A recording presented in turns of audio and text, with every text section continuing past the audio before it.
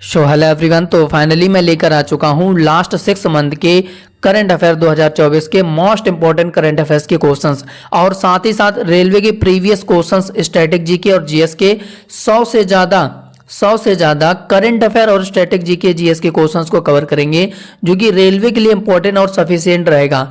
जिनका एएलपी के एग्जाम है उनके लिए सिर्फ एक दिन ही बचे हैं, एक दिन शेष है और यही एक दिन में आपको क्या रणनीति बनानी है। तो बाकी मैं आपको करंट अफेयर और स्टैटिक जीके के क्वेश्चंस को कवर करा रहा हूं। तो चलिए शुरुआत करते हैं और वीडियो को शुरू से लेकर अंत तक जरूर देखिएगा, क्योंकि लास्ट तक आप बने रहिना और एक नई बात जो कि मैं आपको बताऊंगा वो लास्ट में बताऊंगा। तो चलिए शुरुआत करते हैं। जो लोग पहली बार सेशन में जुड़े हैं तो चैनल को सब्सक्राइब जरूर कर लीजिएगा। तो क्वेश्चंस बनेगा कि कौन सा देश एएफसी महिला एशियाई कप 2021 करेगा। तो कौन सा देश कर रहा है? तो सर ऑस्ट्रेलिया कर रहा है। तो ऑप्शन ए इसका राइट आंसर हो जाएगा कि एएफसी महिला क्रिकेट एशियन कप 2021 ऑस्ट्रेलिया कर रहा है।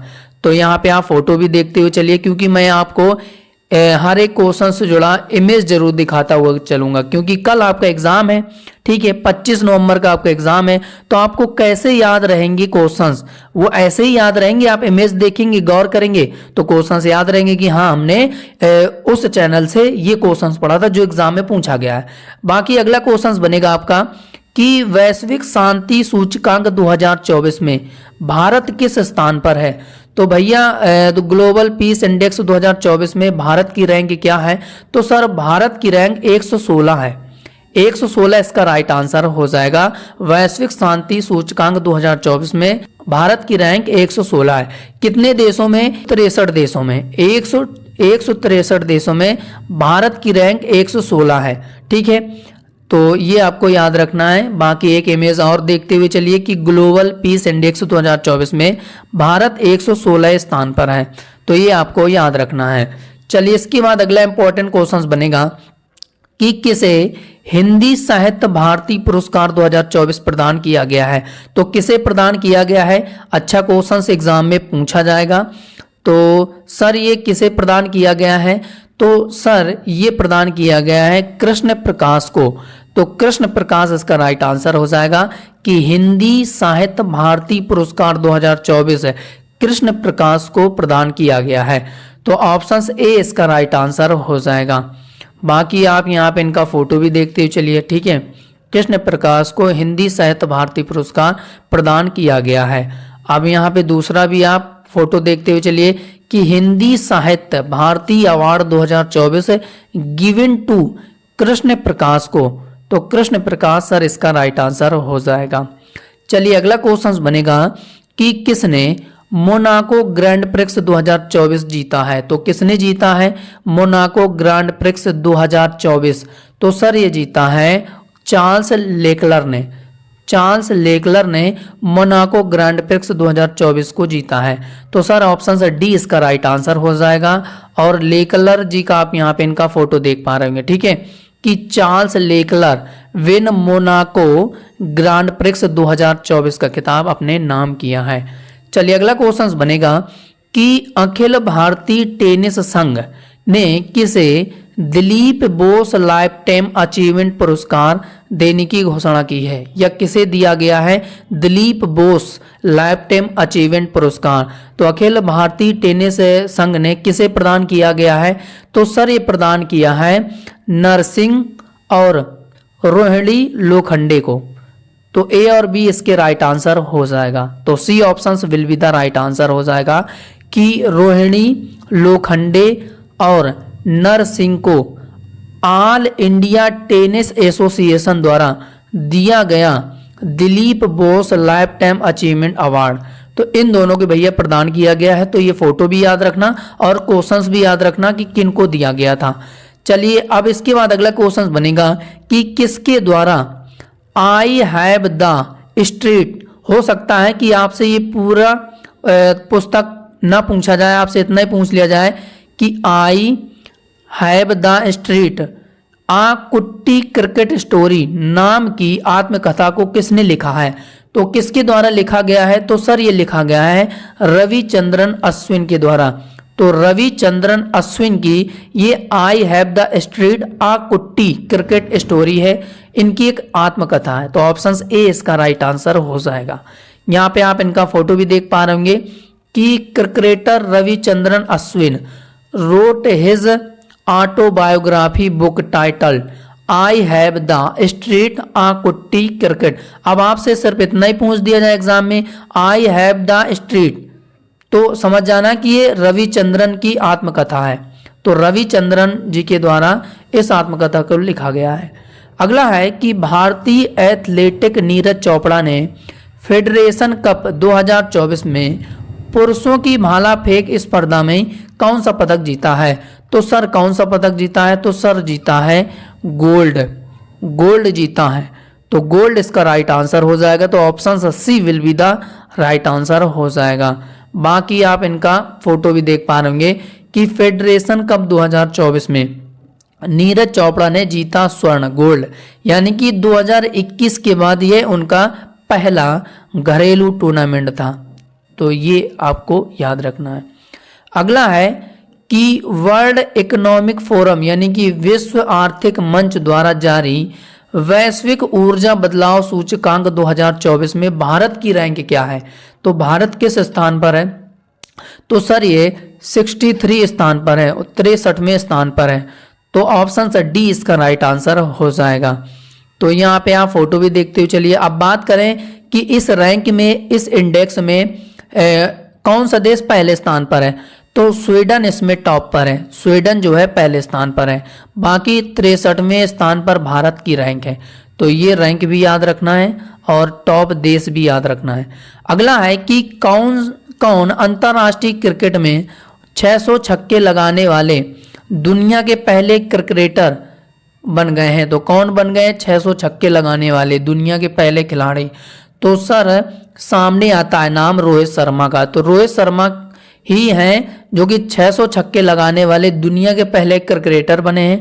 तो सर ऑप्शन बी इसका राइट आंसर हो जाएगा, जिनको हिटमैन के नाम से भी जाना जाता है। रोहित शर्मा 600 छक्के लगाने वाले पहले दुनिया के खिलाड़ी बने हैं। तो यहाँ पे आप देख पा रहे होंगे दूसरा इमेज कि रोहित शर्मा को तोड़ 600 छक्के पूरे, 4000 रन सबसे तेज।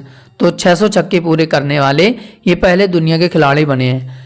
अगला है कि टोक्यो विश्वविद्यालय द्वारा किस देश में विश्व की सबसे ऊंची वेधशाला का उद्घाटन किया गया है? तो ये मोस्ट इंपॉर्टेंट क्वेश्चन है। विश्व की सबसे ऊंची वेधशाला का उद्घाटन किया गया है टोक्यो विश्वविद्यालय द्वारा, लेकिन किस देश में? तो सर इसका राइट आंसर हो जाएगा चिली में। चिली देश में टोक्यो विश्वविद्यालय के द्वारा विश्व की सबसे ऊंची वेधशाला का उद्घाटन किया गया है। तो सर ऑप्शन सी इसका राइट आंसर हो जाएगा। चिली देश में विश्व की सबसे ऊंची वेधशाला का उद्घाटन किया गया है। तो यहाँ पे आप फोटो भी देख पा रहे होंगे। और साथ ही साथ सबसे ऊंची वेधशाला होने के लिए गिनीज वर्ल्ड रिकॉर्ड से भी इसे सम्मानित किया गया है। तो ये वेरी मोस्ट इंपॉर्टेंट क्वेश्चन है, क्योंकि इसे सम्मानित भी किया जा चुका है। तो एग्जाम के लिए इंपॉर्टेंट है। चलिए अगला क्वेश्चन बनेगा कि 10वां विश्व जल मंच कहाँ पर आयोजित किया जा रहा है? तो कहाँ पर वर्ल्ड वाटर फोरम आयोजित किया जा रहा है? तो सर ये किया जा रहा है इंडोनेशिया के बाली में। इंडोनेशिया के बाली में 10वां विश्व जल मंच का आयोजन किया गया है। तो ऑप्शन ए इसका राइट आंसर हो जाएगा।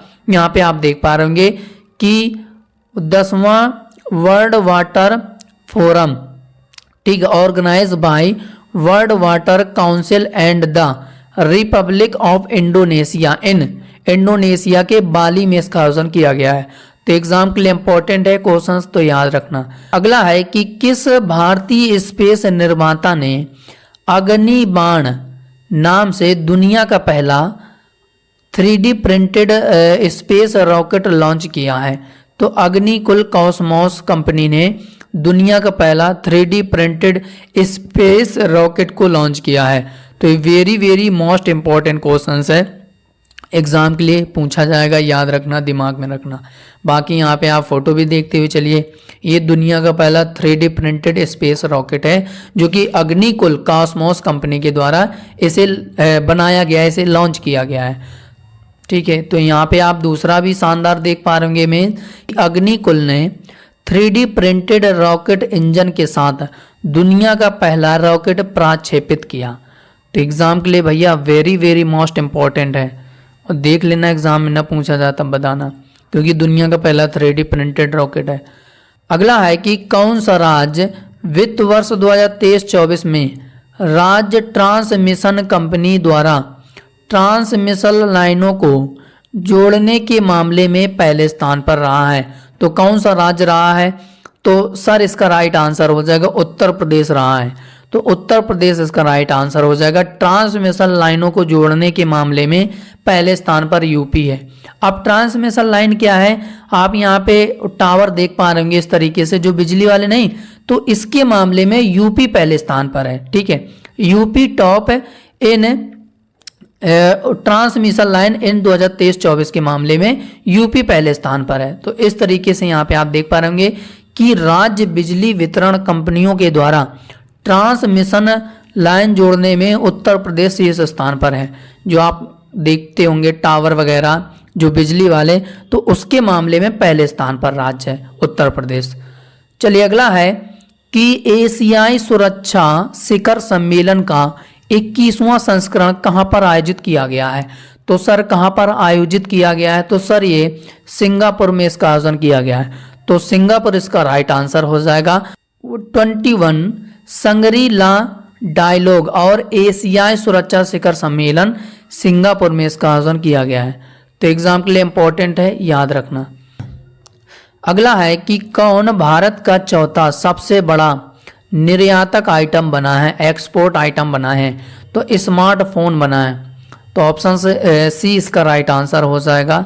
अब यहाँ पे आपको दो इमेज दिखाऊंगा, एक तो ये दिखाऊंगा और इसमें जो अच्छा लिखा हुआ है ये दिखाऊंगा। Smartphone are the now 4th largest export item in India, यानी कि भारत के चौथा निर्यात आइटम बना है स्मार्टफोन। तो एग्जाम के लिए इंपॉर्टेंट है, याद रखना। बाकी अगला है कि कौन सा देश विश्व में नाइट्रस ऑक्साइड यानी कि N2O का दूसरा सबसे बड़ा स्रोत बना है? तो कौन सा देश बना है दूसरा सबसे बड़ा स्रोत? तो भारत बना है। तो भारत इसका राइट आंसर हो जाएगा। दुनिया में नाइट्रस ऑक्साइड का दूसरा सबसे बड़ा स्रोत बना है भारत। इमेज भी आप देख पा रहे होंगे कि India is the second largest source of nitrous oxide N2O in world. तो ये आपको याद रखना है। चलिए अगला क्वेश्चन बनेगा कि खीर भवानी मंदिर महोत्सव प्रतिवर्ष कहाँ पर आयोजित किया जाता है?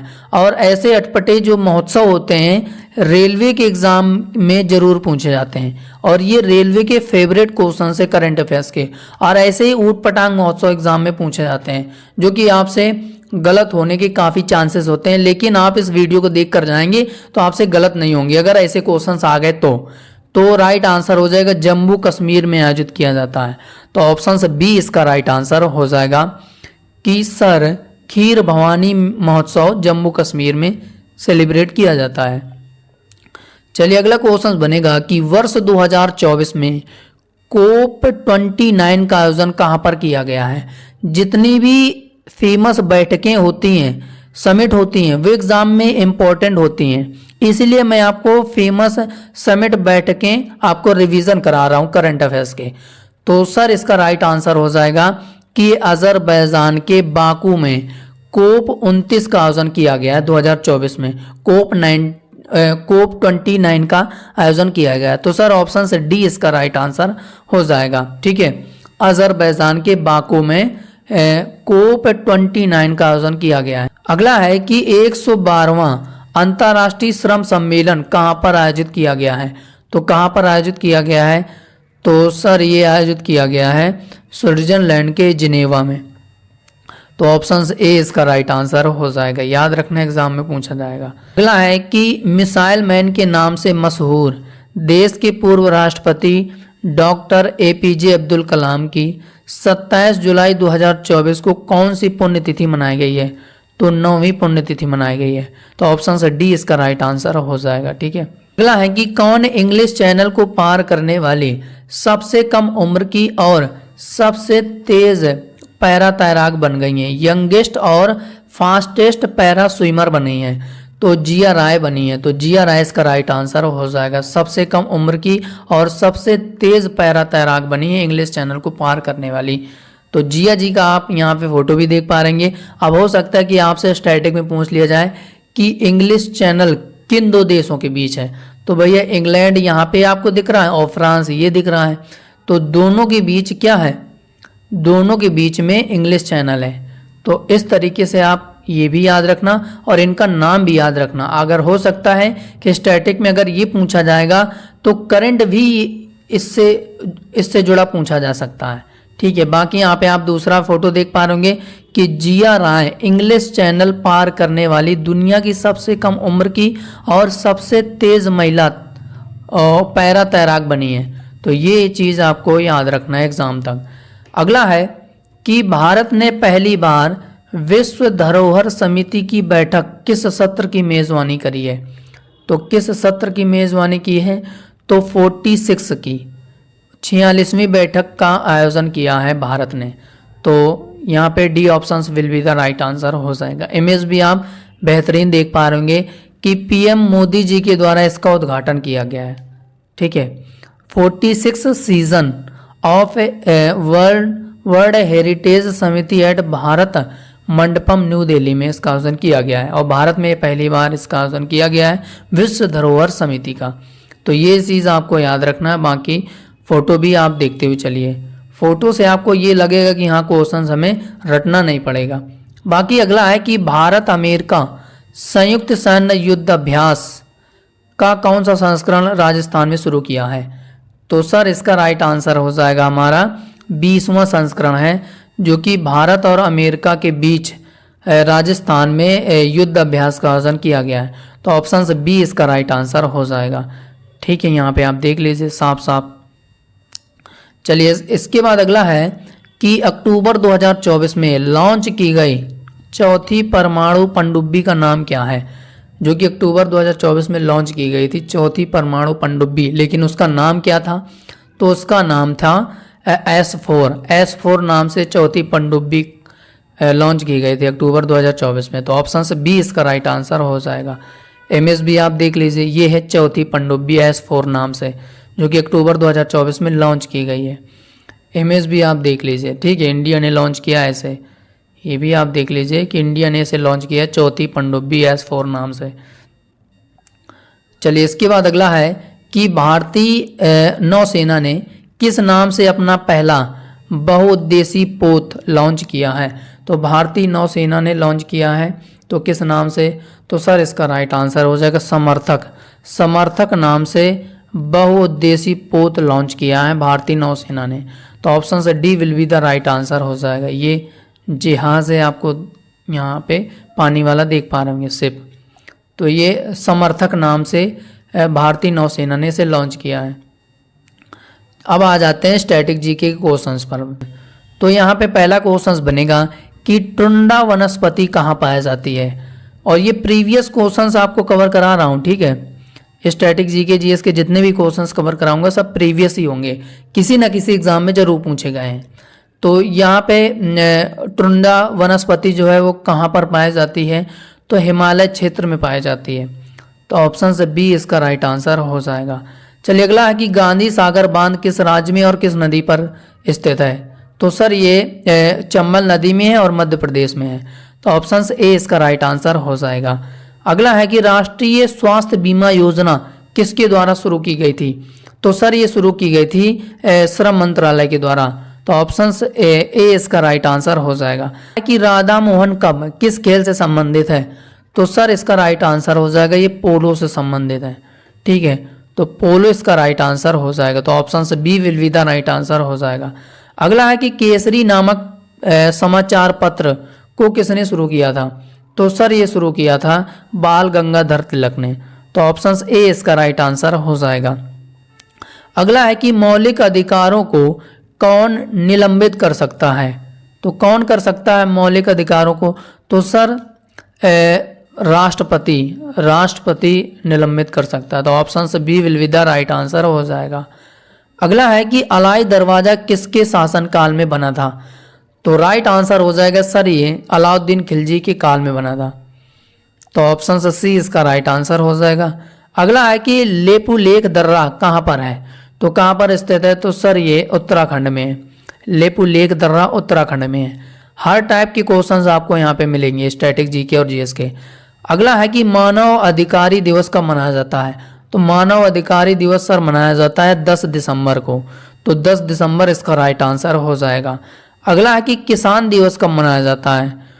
तो सर ये मनाया जाता है 23 दिसंबर को। किसान दिवस 23 दिसंबर को मनाया जाता है। और भी दिवस हैं जो एग्जाम में ऑलरेडी पूछे जा चुके हैं, जैसे कि 4 जनवरी को विश्व ब्रेल दिवस मनाया जाता है, 12 जनवरी को राष्ट्रीय युवा दिवस मनाया जाता है, और 24 अप्रैल को राष्ट्रीय पंचायती दिवस मनाया जाता है। 28 जुलाई को क्या मनाया जाता है सर?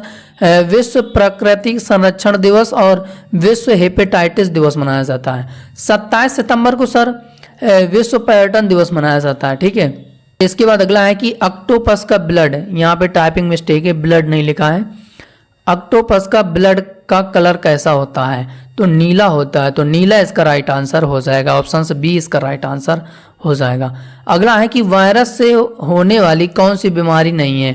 तो वायरस से होने वाली कौन सी बीमारी नहीं है इसमें? तो प्लेग नहीं है। बाकी रेबीज, खसरा, हेपेटाइटिस, पीलिया, पोलियो, ये सब वायरस से होने वाली बीमारी है, लेकिन प्लेग नहीं है। तो प्लेग इसका राइट आंसर हो जाएगा। अब अगला क्वेश्चन बनेगा कि E300 किसका सामान्य नाम है? तो विटामिन सी का सामान्य नाम है। विटामिन सी को E300 कहा जाता है। अगला है कि जल में घुलनशील विटामिन कौन से नहीं है? तो कौन सा नहीं है? तो जल में घुलनशील विटामिन, तो सर इसका राइट आंसर हो जाएगा हमारा विटामिन के नहीं है। तो बी सी है जल में घुलनशील, लेकिन विटामिन के किसका है? तो वसा में घुलनशील विटामिन है ये विटामिन के। आप इसकी ट्रिक याद रखना, कीड़ा याद रखना। विटामिन के, vitamin E, vitamin D, vitamin A, ये वसा में घुलनशील विटामिन है। और जो जल में घुलनशील विटामिन होते हैं वो बी और सी होते हैं। ठीक है। तो ये भी याद रखना, B1, B2, ये सब जितने B1 के मल्टीपल में, A2, 3, 4, B के मल्टीपल में, ये जल में घुलनशील विटामिन होते हैं, बी और सी। बाकी जो वसा में घुलनशील विटामिन होते हैं, विटामिन के, ई, डी, ए, ये सब होते हैं। तो ट्रिक भी याद रखना, कीड़ा। ठीक है। अगला है कि बड़ी आंत का व्यास कितना होता है? मैं आपको बड़ी आंत बना के दिखा रहा हूँ, बाकी जितना अच्छा हमसे बनेगा उतना ही अच्छा बनाऊंगा मैं। ये है बड़ी आंत। ठीक है। इसको और बड़ी कर दें। ठीक है। इसका जो व्यास होता है वो 3 इंच होता है। ठीक है। अब इसकी लेंथ की अगर हम लोग बात करें तो 1 से लेकर 1.5 मीटर इसका लेंथ होता है। ठीक है। अब सर क्या इसके बारे में और भी कुछ पूछा जा सकता है? हाँ, पूछा जाता है। जो ये वाला पार्ट होता है इधर वाला, इसको हम लोग बोलते हैं सीकम। सीकम के नाम से इसको जानते हैं। जो ये बीच वाला पार्ट होता है इसको क्या कहते हैं? इसको बोलते हैं कोलोन। ठीक है। और जो ये वाला पार्ट है तो इसको हम लोग बोलते हैं रेक्टम मलाशय के नाम से इसको कहा जाता है। ठीक है। बाकी बड़ी आंत के बारे में जितना पूछा जाएगा बस इससे ज़्यादा नहीं पूछा जाएगा। आपसे ये पूछ देगा, ये पूछ देगा, या फिर ये फिर इसका व्यास पूछ देगा, इसकी लेंथ पूछ देगा। तो 1 से 1.5 मीटर तक इसकी लेंथ होती है। तो बाकी बड़ी आंत के बारे में इतना ही पूछा जाएगा।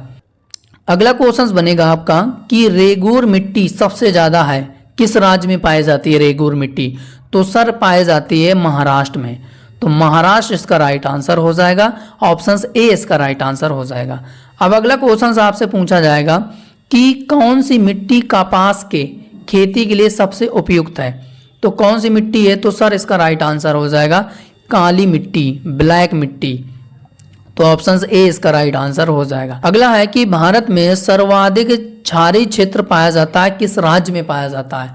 तो सर इसका राइट आंसर हो जाएगा उत्तर प्रदेश राज्य में क्षारीय क्षेत्र पाया जाता है सर्वाधिक। तो option D will be the right answer हो जाएगा। अगला आपका क्वेश्चन बनेगा कि भारत में दालों का सबसे बड़ा उत्पादक राज्य कौन सा है?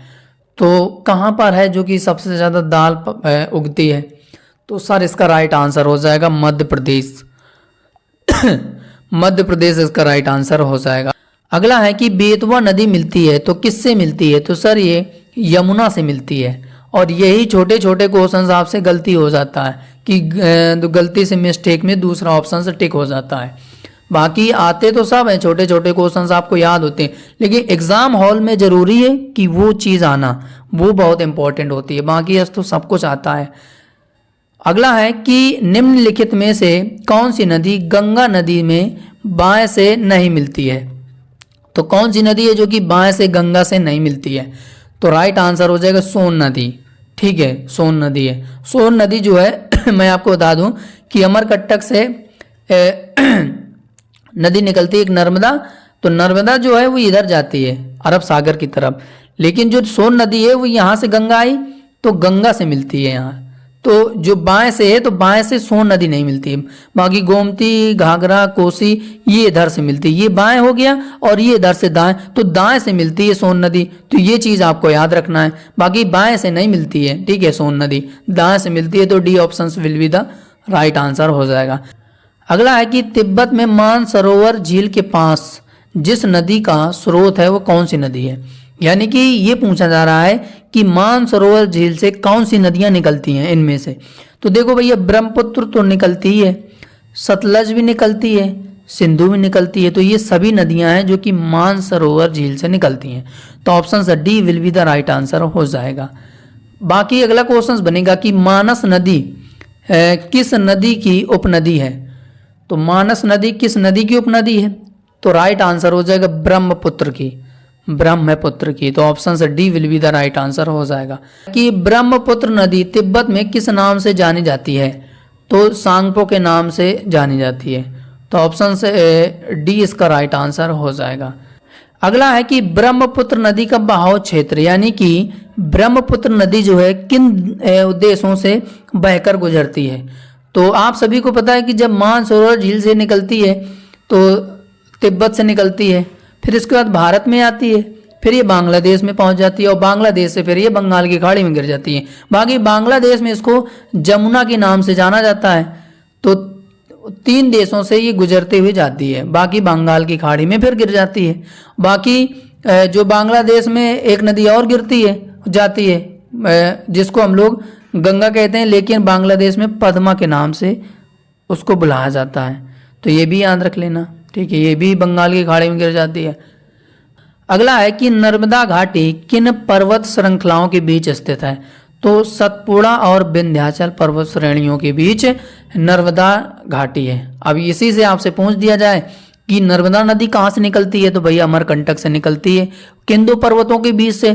तो एक पर्वत तो ये हो गया और एक पर्वत ये हो गया। एक का तो सतपुड़ा, एक विंध्याचल पर्वत श्रेणी थे। तो ये आपको याद रखना है। चलिए, इसके बाद अगला क्वेश्चन बनेगा कि कौन सी नदी रिफ्ट घाटी या भ्रंश द्रोणी से होकर बहती है? बहुत अच्छा क्वेश्चन है। तो राइट आंसर हो जाएगा सर नर्मदा नदी। तो ऑप्शन ए इसका राइट आंसर हो जाएगा। अगला है कि निम्नलिखित में से कौन सी एक नदी डेल्टा का निर्माण नहीं करती है? तो नर्मदा नदी नहीं करती है। और इसका जो पीडीएफ है आपको टेलीग्राम चैनल पे मिल जाएगा, जो कि वीडियो के डिस्क्रिप्शन बॉक्स पर टेलीग्राम चैनल का लिंक लगा हुआ है। वहां से जाकर आप एग्जाम देने से पहले इस पीडीएफ को रिवीजन करके जरूर जाना, क्योंकि जो आपको स्टैटिक जीके जीएस के क्वेश्चंस को कवर करा रहा हूँ ये प्रीवियस क्वेश्चंस है, प्रीवियस क्वेश्चन, और हर एक टॉपिक के क्वेश्चंस आपको यहाँ पे देखने को मिलेगा। क्वेश्चंस बनेगा अगला कि निम्नलिखित में से कौन सी नदी भ्रंश घाटी से होकर प्रवाहित होती है? तो सर इसका राइट आंसर हो जाएगा तापी, और इसे ताप्ती भी कहते हैं, तापी या ताप्ती। तो ऑप्शन से सी इसका राइट आंसर हो जाएगा। अब अमरकंटक से कौन सी नदी निकलती है? मैंने अभी आपको बताया था नर्मदा। तो नर्मदा इसका राइट आंसर हो जाएगा। अगला है कि कावेरी नदी का उद्गम है, तो कावेरी नदी कहाँ से निकलती है? तो ब्रह्मगिरी की पहाड़ियों से निकलती है। तो ऑप्शन से बी इसका राइट आंसर हो जाएगा। अगला है कि कावेरी नदी कौन से राज्यों से होकर गुजरती है? ऐसे रेलवे के एग्जाम में पूछे जाते हैं कि कौन से राज्यों से, कौन से देश से होकर कौन सी नदी गुजरती है, तो ये भी स्टेट और कंट्री भी याद रखना है। तो कावेरी नदी कौन से राज्यों से होकर गुजरती है, तो सर इसका राइट आंसर हो जाएगा कर्नाटक से, केरल से और तमिलनाडु से। तो 3 राज्यों से होकर ये गुजरती है कावेरी नदी। तो ऑप्शन से B will be the right answer हो जाएगा। और अगला क्वेश्चन बनेगा कि कौन सी नदी उड़ीसा में अपना डेल्टा बनाती है, तो उड़ीसा में अपना डेल्टा बनाती है, तो राइट आंसर हो जाएगा महानदी। महानदी इसका राइट आंसर हो जाएगा। अगला है कि भारत की सबसे प्रायद्वीपीय नदी कौन सी है, भारत की सबसे लंबी प्रायद्वीपीय नदी कौन सी है, तो सर इसका राइट आंसर हो जाएगा हमारा गोदावरी। गोदावरी इसका राइट आंसर हो जाएगा। अब अगला क्वेश्चन बनेगा आपका कि निम्नलिखित में से किसे पर्वतों का सागर कहा जाता है, तो किसे कहा जाता है पर्वतों का सागर, तो सर राइट आंसर हो जाएगा ब्रिटिश कोलंबिया को कहा जाता है। आपको हर एक टॉपिक से जुड़े क्वेश्चंस मिलेंगे, वर्ल्ड जियोग्राफी मिलेगा, इंडियन जियोग्राफी मिलेगा और हिस्ट्री मिलेगा, वर्ल्ड हिस्ट्री मिलेगी, सब मिलेगा। अगला है कि विश्व की सर्वाधिक लंबी पर्वत श्रृंखला कौन सी है, तो सर इसका राइट आंसर हो जाएगा एंडीज। तो ऑप्शन से B will be the right answer हो जाएगा। अगला है कि दक्षिणी आल्प्स पर्वत मालाएं स्थित है, तो सर इसका राइट आंसर हो जाएगा ये स्थित है न्यूजीलैंड में, तो न्यूजीलैंड इसका राइट आंसर हो जाएगा। तो ऑप्शन से D will be the right answer हो जाएगा। अगला है कि यूरोप की एक पर्वत श्रृंखला है, तो सर इसका राइट आंसर हो जाएगा आल्प्स, तो ऑप्शन ए इसका राइट आंसर हो जाएगा। अगला है कि व्हाइट पर्वत कहाँ पाए जाते हैं, तो भैया सफ़ेद पर्वत कहाँ पाए जाते हैं व्हाइट पर्वत, तो सर ये संयुक्त राज्य अमेरिका में पाए जाते हैं, तो ऑप्शन से डी इसका राइट आंसर हो जाएगा। अगला है कि ब्लैक फॉरेस्ट पर्वत कहाँ पर है, तो सर इसका राइट आंसर हो जाएगा जर्मनी। जर्मनी इसका राइट आंसर हो जाएगा। अगला क्वेश्चन बनेगा कि कौन सा पर्वत राइन नदी के किनारे स्थित है, तो कौन सा पर्वत है जो कि राइन नदी के किनारे स्थित है, तो राइट आंसर हो जाएगा ब्लैक फॉरेस्ट। ब्लैक फॉरेस्ट इसका राइट आंसर हो जाएगा। अगला है कि फॉन एक स्थानीय पवन है, तो सर इसका राइट आंसर हो जाएगा ये स्विट्जरलैंड की है स्थानीय पवन फॉन, वहाँ पे ये फॉन नाम से एक स्थानीय पवन है जो कि चलती है स्विट्जरलैंड में। अगला है कि निम्न स्थानों में किस एक में रुधिर वर्षा होती है, यानी कि ब्लड वर्षा होती है, कहाँ पर ब्लड वर्षा होती है भैया, तो सर इसका राइट आंसर हो जाएगा इटली में होती है ब्लड वर्षा, तो ऑप्शन ए इसका राइट आंसर हो जाएगा। अगला है कि निम्न देशों में से कौन भूमध्य रेखीय जलवायु के अंतर्गत नहीं आता है, तो कौन सा देश है जो कि भूमध्य रेखीय जलवायु के अंतर्गत नहीं आता है, तो इथोपिया। इथोपिया इसका राइट आंसर हो जाए। बाकी कांगो, गैबन, जायरे ये भूमध्य रेखीय जलवायु के अंतर्गत आते हैं, इथोपिया नहीं आता है। विश्व का सबसे ठंडा स्थान कौन सा है, तो सर इसका राइट आंसर हो जाएगा वर्खोयांस्क। वर्खोयांस्क, तो ऑप्शन से डी इसका राइट आंसर हो जाएगा, यानी कि रूस के साइबेरिया में स्थित वर्खोयांस्क दुनिया का सबसे ठंडा स्थान है, तो ये पॉइंट आपको याद रखना है सही। अगला है कि भारतीय संविधान के किस आर्टिकल में राज्य की राजभाषा या भाषाएं अपनाने की प्रक्रिया है, तो सर इसका राइट आंसर हो जाएगा आर्टिकल 345, तो ऑप्शन सी इसका राइट आंसर हो जाएगा। है कि भारतीय संविधान के आर्टिकल 344 के तहत प्रथम राजकीय भाषा आयोग का गठन हुआ था। वेरी मोस्ट इंपॉर्टेंट क्वेश्चन है, तो किसकी अध्यक्षता में, तो 1955 में बीजी खेर की अध्यक्षता में 344 के तहत प्रथम राजकीय भाषा आयोग का गठन हुआ था, तो ऑप्शन से B will be the right answer हो जाएगा। अगला है कि 71वें संविधान की 8वीं अनुसूची में कौन सी 3 भाषाएं जोड़ी गई थी। अब इसकी मैं एक ट्रिक बताता हूँ, जो भाषाएं जोड़ी गई थी नमक याद रख लेना, बस नमक याद रख लेना। ना से हो जाएगा हमारा नेपाली, और माँ से हो जाएगा मणिपुरी, और का से हो जाएगा कोंकणी, तो नेपाली, मणिपुरी, कोंकणी, ऑप्शन से सी इसका राइट आंसर हो जाएगा। ठीक है कि संविधान के कौन से भाग में पंचायती राज से संबंधित प्रावधान सम्मिलित किए गए हैं, तो सर इसका राइट आंसर हो जाएगा भाग 9 में। तो ऑप्शन से डी इसका राइट आंसर हो जाएगा। अगला है कि भारत में किस शिलाश्रय से सर्वाधिक चित्र प्राप्त हुए हैं, तो भीमबेटका इसका राइट आंसर हो जाएगा। चलिए अगला है कि भीमबेटका को किसने खोजा था, तो डॉक्टर विष्णुधर वाकणकर ने, तो ऑप्शन सी इसका राइट आंसर हो जाएगा। अगला है कि भारतीय पुरातत्व का जनक किसे कहा जाता है, अलेक्जेंडर कनिंघम को कहा जाता है, तो ऑप्शन से ए इसका राइट आंसर हो जाएगा। अगला है कि राष्ट्रीय मानव संग्रहालय कहाँ पर है, तो ये कहाँ पर है, तो ये भोपाल में है, तो भोपाल इसका राइट आंसर हो जाएगा। अगला है कि हड़प्पा किस नदी के किनारे स्थित है, तो हड़प्पा जो है किस नदी के किनारे स्थित है, ये काफ़ी बार एग्जाम में क्वेश्चंस पूछा जा चुका है, तो सर राइट आंसर हो जाएगा रावी नदी के किनारे स्थित है, तो C will be the right answer हो जाएगा। अगला है कि मोहनजोदड़ो निम्नलिखित में से कहाँ पर स्थित है, तो पाकिस्तान के सिंध प्रांत में, तो ऑप्शन से ए इसका सी इसका राइट आंसर हो जाएगा। अगला है कि सिंधु घाटी सभ्यता का कौन सा स्थान अब पाकिस्तान में है, तो सर इसका राइट आंसर हो जाएगा हमारा हड़प्पा इसका राइट आंसर हो जाएगा। ठीक है। अगला है कि निम्नलिखित में से कौन सा एक हड़प्पा का बंदरगाह है, तो लोथल है। चलिए इसके बाद अगला है कि धौलावीरा जिस राज्य में स्थित है वह कौन सा राज्य है, तो सर इसका राइट आंसर हो जाएगा, ये स्थित है गुजरात। ठीक है, गुजरात इसका राइट आंसर हो जाएगा। अगला है सबसे पुराना वेद कौन सा है भैया, तो सबसे पुराना वेद विजय ऋग्वेद, तो ऑप्शन से बी इसका राइट आंसर हो जाएगा। अगला है कि ऋग्वेद का कौन सा मंडल पूर्णतया सोम को समर्पित है, तो सोम का जिक्र किस मंडल में है, तो 9वें मंडल में है, तो ऑप्शन से सी इसका राइट आंसर हो जाएगा। अगला है कि 1946 में गठित अंतरिम कैबिनेट की अध्यक्षता किसने की थी, तो सर इसने की थी जवाहरलाल नेहरू ने, तो ऑप्शन से बी इसका राइट आंसर हो जाएगा। अंतरिम सरकार 1946 में रेल मंत्रालय का कार्य कौन देखता था, 1946 की बात है, तो सर राइट आंसर हो जाएगा आसफ अली इसका राइट आंसर हो जाएगा। अब अगला क्वेश्चन बनेगा कि कौन सी तिथि मुस्लिम लीग ने सीधी कार्यवाही दिवस हेतु सुनिश्चित की थी, तो सर इसका राइट आंसर हो जाएगा हमारा 16 अगस्त 1946 को। ठीक है। चलिए अगला है कि संविधान सभा का पहला सत्र पहली बैठक हुई थी 9 दिसंबर 1946 को, तो वही चीज़ है। ठीक है।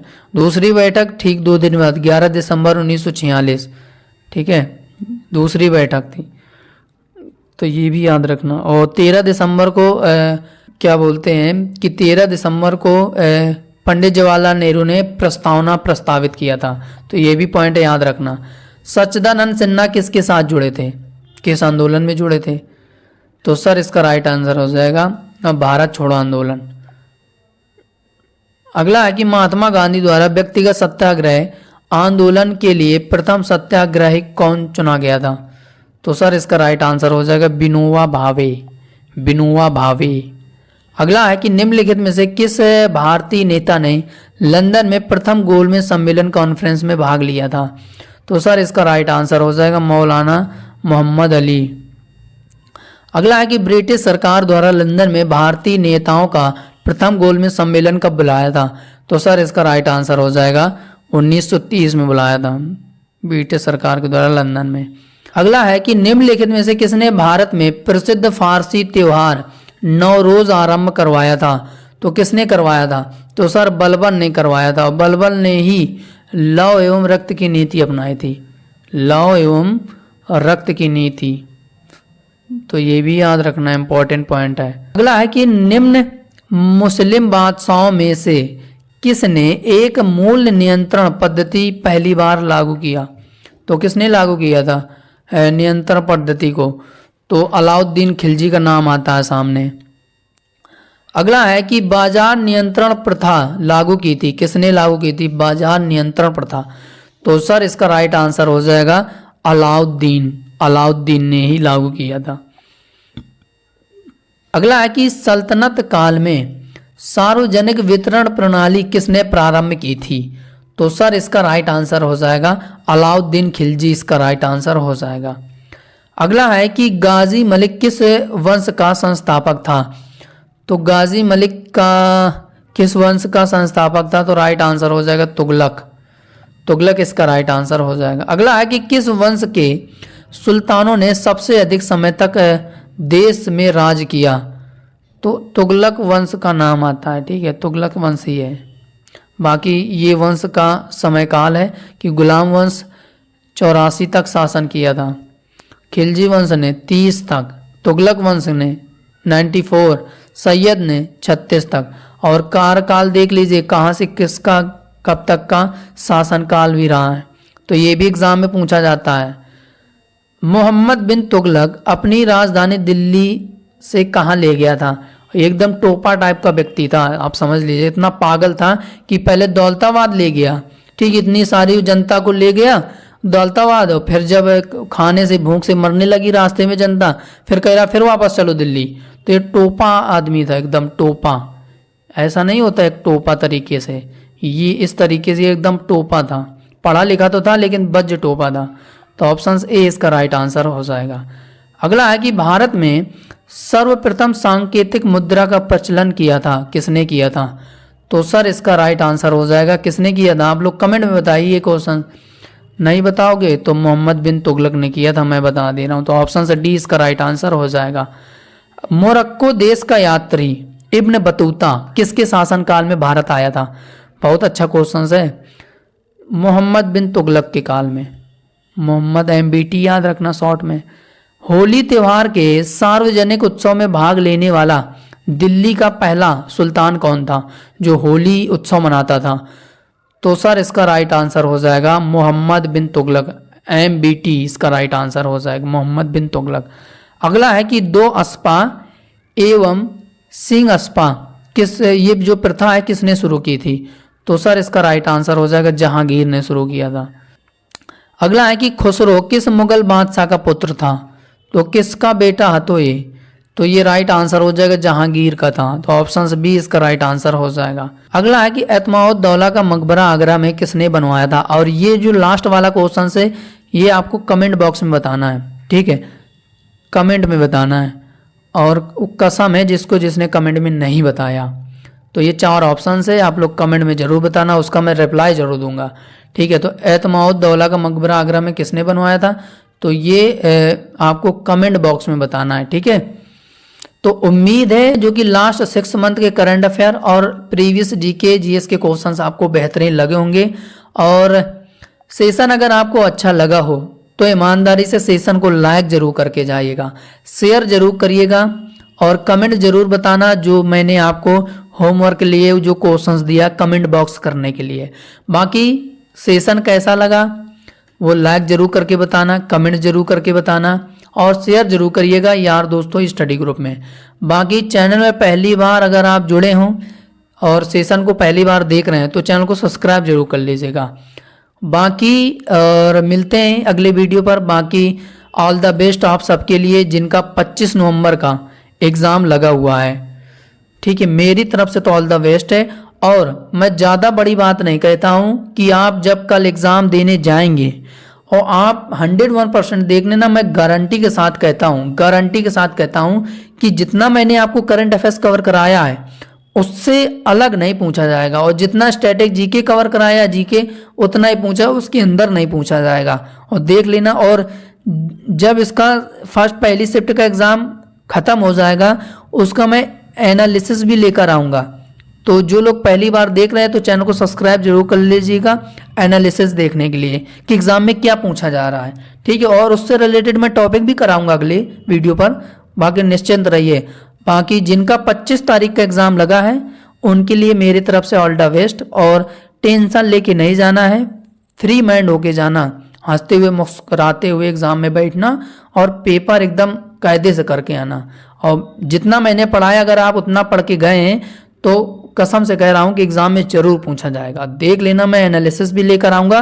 अगर आपको यकीन नहीं है तो चैनल को सब्सक्राइब जरूर कर लेना, फिर मैं आपको बताऊँगा कि कैसे एग्ज़ाम में क्वेश्चंस पूछे जाते हैं, वो मैं प्रूफ के तौर पर बताऊँगा, ठीक है। तो आज के लिए इतना ही, तब तक के लिए जय हिंद, जय भारत, वंदे मातरम। बाकी जाते वक्त कह रहा हूँ कि सेशन को लाइक जरूर करके जाइएगा, ठीक है। और चैनल को सब्सक्राइब जरूर कर लीजिएगा जो लोग पहली बार जुड़े हैं।